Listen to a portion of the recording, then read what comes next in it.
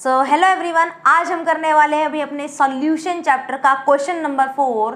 भाई बहुत सारे बच्चों की क्वेरीज आई थी हमारे पास में कि मैम हम एनसीईआरटी के क्वेश्चन सॉल्व नहीं कर पाते या हमसे कैलकुलेशन नहीं हो पाती। तो बच्चों डरने वाली कोई बात नहीं है, बहुत ही ईजी क्वेश्चन है, बहुत ही ईजी एंड कंसेप्चुअल क्वेश्चन है। कुछ नहीं है इनके अंदर, अगर आपको कुछ बेसिक टर्म्स पता है, आपको फॉर्मूलाज पता है और आपको सिम्बल्स के बारे में पता है तो आप इजीली सॉल्यूशन की कैलकुलेशंस कर सकते हो। तो चलिए हम स्टार्ट करते हुए अपने क्वेश्चन नंबर 4। तो सबसे पहले हम क्वेश्चन को समझने की कोशिश करेंगे, उसके बाद हम आगे प्रोसीड करेंगे। तो बच्चों क्वेश्चन को समझो। क्वेश्चन क्या बोल रहा है आपसे, concentration of nitric acid used in laboratory work is 68% nitric acid by mass in aqua solution. ठीक, यानी कि आपके पास में एक एक्वा सॉल्यूशन है, उस एक्वा सॉल्यूशन के अंदर जो नाइट्रिक एसिड है उसका आपको दे रखा है 68%। अब ये जो आपका सॉल्यूशन है जिसके अंदर 68% नाइट्रिक एसिड प्रेजेंट है, ये सॉल्यूशन आपका एक लेबोरेटरी में यूज हो रहा है। ठीक है, अब आगे बोला है इन्होंने what should be the molarity of such sample of acid. क्या पूछा है इन्होंने, अभी मोलारिटी की बात की है आपको। तो मोलारिटी की बात की तो आपको मोलारिटी का फॉर्मूला पता होना चाहिए सबसे पहली बात of acid if the density of solution is 1.504 ग्राम पर ml। यानी कि आपको एक्स्ट्रा क्या दे रखा, अभी आपको यहाँ पे डेंसिटी दे रखी है। तो वन बाय वन हम कुछ टर्म्स को देखेंगे, उसके बाद हम क्वेश्चन सॉल्व करेंगे। तो बच्चों देखो यहाँ पे किसकी बात की गई है, भाई सॉल्यूशन की। भाई अगर अभी तक आपने चैप्टर पढ़ लिया होगा, आपने रिवाइज कर लिया होगा, तो भी आपको पता होगा कि सॉल्यूशन जो होता है वो आपका सॉल्यूट और सॉल्वेंट दोनों से मिलके बनता है। ठीक, और जो सॉल्यूट होता है इसके लिए हम यूज करते हैं भी अपना बी। ठीक है, और जो सॉल्वेंट होता है इसके लिए एब्रीविएशन यूज करते हैं हम यहाँ पे अपना ए। ठीक, तो यहाँ पे अगर हम देखें तो एक सॉल्यूशन है आपका जिसके अंदर 68% नाइट्रिक एसिड है, यानी कि इसका मतलब क्या हुआ कि 68 ग्राम ऑफ नाइट्रिक एसिड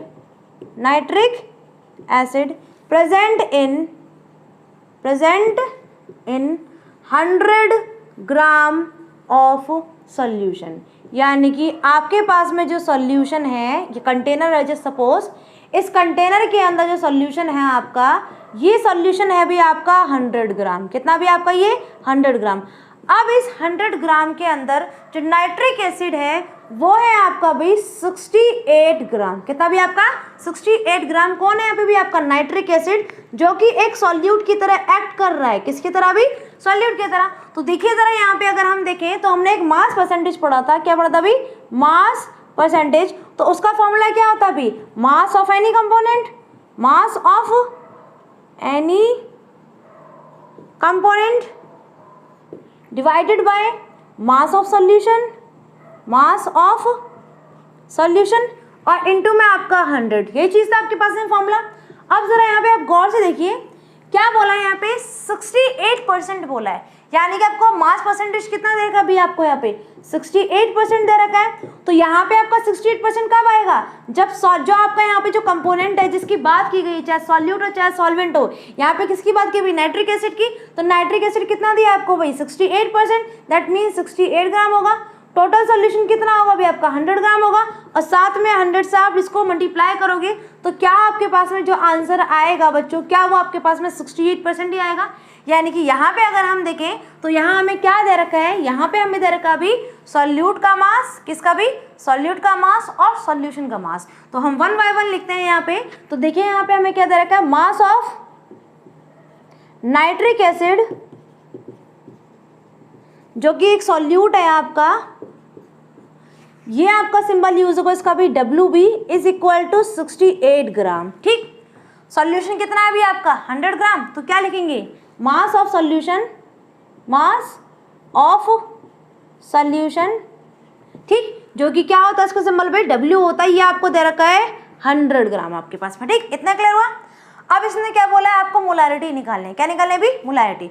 तो मोलारिटी का सबसे पहले तो आप फॉर्मूला लिखो भाई। अगर हम मोलारिटी की बात करें तो जो मोलारिटी होती है इसका फॉर्मूला होता है moles of solute, moles of solute divided by number of moles of solute divided by volume of solution in litre आपके पास में। ठीक, ये किसका फॉर्मूला होता है अभी, आपका मोलारिटी का फॉर्मूला होता है।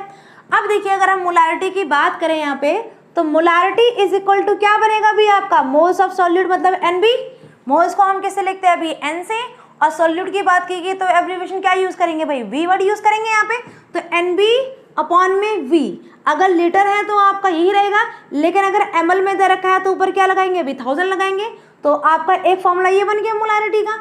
अब उसके बाद देखिए जरा इसको अगर हम और खोलें तो आपको पता होना चाहिए कि जो मोल्स होते हैं वो गिवन मास अपॉन में मोलर मास होता है, यही होता है।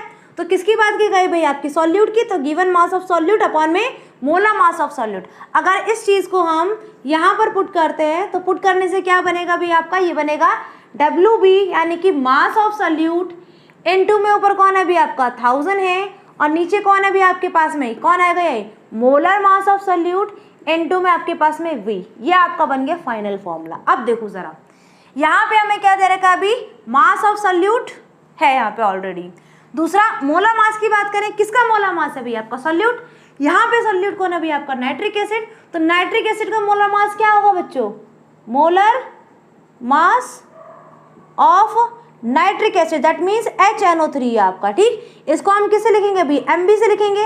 तो नाइट्रिक एसिड में ज़रा ध्यान से देखना आपका कौन है भी, हाइड्रोजन एक है 1, प्लस में नाइट्रोजन कितना है 1 है, प्लस में 14, प्लस में आपके पास में ऑक्सीजन कितने हैं 3, और एक का कितना होता है 16। तो कितना बन जाएगा भी आपका ये 16 इंटू में 3, और ये टोटल आपका आएगा भी यहाँ पे 63 ग्राम पर मोल आपका, इतना मास आपके पास में आ जाएगा। यानी कि मोलर मास कितना अभी आपका 63 ग्राम पर मोल आपके पास में मोलर मास आया है। तो आपको WB मिल गया, ये रहा भाई आपका, MB मिल गया भाई, ये रहा आपका। लेकिन यहाँ पे हमें चाहिए वॉल्यूम। अब बात करेंगे भाई वॉल्यूम कहाँ से लेके आए, तो अभी आपने ज़रा यहाँ देखिए एक टर्म दे रखा है इन्होंने, डेंसिटी। एक सॉल्यूशन है आपका 100 ग्राम जिसकी डेंसिटी आपको कितनी दे रखी है 1.504 ग्राम पर मोल। यानी कि हमें पता है पहले से जो डेंसिटी होती है, density is equal to mass upon में वॉल्यूम, यही होता है, अभी बचपन से पढ़ते आ रहे हैं हम, density is equal to mass upon में वॉल्यूम। आपको यहाँ पे क्या दे रखी है अभी, डेंसिटी दे रखी है, और यहाँ पे क्या, ये किसका मास आएगा बच्चों, ये मास ऑफ सॉल्यूशन, क्योंकि डेंसिटी किसकी दी है सॉल्यूशन की, तो मास भी किसका होगा भाई सॉल्यूशन का। ये मत करना कि आप 68 ग्राम यहाँ पे ऐड कर देना, यहाँ पे भाई बोला है specially density of solution, solution की बात की गई है, तो मास भी किसका आएगा भी आपका, सॉल्यूशन का मास आएगा यहाँ पे। तो हम यहाँ क्या करेंगे भी, अगर हम डेंसिटी का, तो डेंसिटी इज इक्वल टू ये बन जाएगा आपका W अपॉन में V। तो V हम उधर भेज देंगे क्योंकि हमें वॉल्यूम चाहिए अपना यहाँ पे, तो V उधर भेज देंगे, तो V is equal to W upon में D बन जाएगा। तो आपका टोटल मास कितना है भी आपका 100 ग्राम है भाई, और डेंसिटी कितनी है भाई आपकी 1.504 ग्राम पर ml। अब बच्चों यूनिट का ध्यान रखना, जब भी क्वेश्चन अटकते हैं ना मोस्ट ऑफ दी बच्चों के, तो वो अटकते हैं जस्ट बिकॉज ऑफ यूनिट। अगर उनकी यूनिट सेम आती है सेम, तो आंसर उनका सही निकलता है, लेकिन अगर वो यूनिट को कन्वर्ट नहीं करते या चेंज नहीं करते तो उनका आंसर हमेशा गलत निकलता है। और वो बोलते हैं कि मैम क्वेश्चन हमसे हो नहीं पाते, मतलब कैलकुलेशन इतनी टफ होती है। कुछ नहीं होती, कैलकुलेशन बहुत ईजी कैलकुलेशन है, बहुत ही रद्दी कैलकुलेशन, कुछ नहीं है आपका यहाँ पे। तो देखिए बच्चों, यहाँ पे हमें क्या बोला है अभी, मास ग्राम में दे रखा है आपका, यहाँ पे भी ग्राम में, यहाँ पे ml में, तो यहाँ पे वॉल्यूम हमें किस में लेना पड़ेगा अभी अपना ml में, और ml की बात करेंगे तो ऊपर क्या लग जाएगा अभी आपका 1000 लग जाएगा, तो हमने इसलिए पहले लगा दिए थे यहाँ पे। तो यहाँ पे ग्राम से ग्राम क्या हो जाएगा अभी आपका कट जाएगा, तो क्या बचा आपका यहाँ पे, यहाँ बचा 101.504, नीचे पर ml है तो ऊपर जाके प्लस बन जाएगा, तो आपका वॉल्यूम किस में आएगा भी आपका ml में आ जाएगा, यानी कि वॉल्यूम कितना भी आपका इतना। हम इसको पूरा सॉल्व नहीं करें, हम इसको इतना रखेंगे क्योंकि कैलकुलेशन हमारी अगर सॉल्व कर ले तो कॉम्प्लिकेटेड हो जाएगी, अगर हम डायरेक्टली पुट करेंगे तो ईजी हो जाएगा। अब देखिए इसके आगे हम सॉल्व करते हैं। तो यहाँ पे अगर हम बात करें तो फटाफट से मैं काम करती हूँ, रफ कर देती हूँ।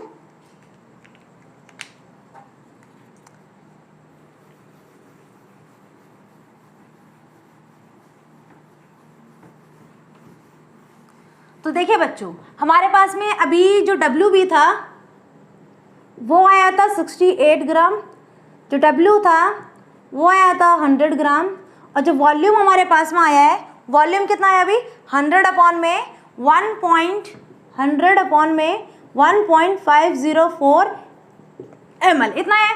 और हमारा मोलारिटी का फॉर्मूला क्या है अभी, मोलारिटी का फॉर्मूला है M is equal to WB into में 1000 अपॉन में MB इंटू में आपका V, ये आपका फॉर्मूला है। अब देखो आपको WB दे रखा है और एमबी भी अभी हमने निकाला था, एमबी कितना निकला अभी आपका 63 ग्राम पर मोल, इतनी वैल्यू निकली है।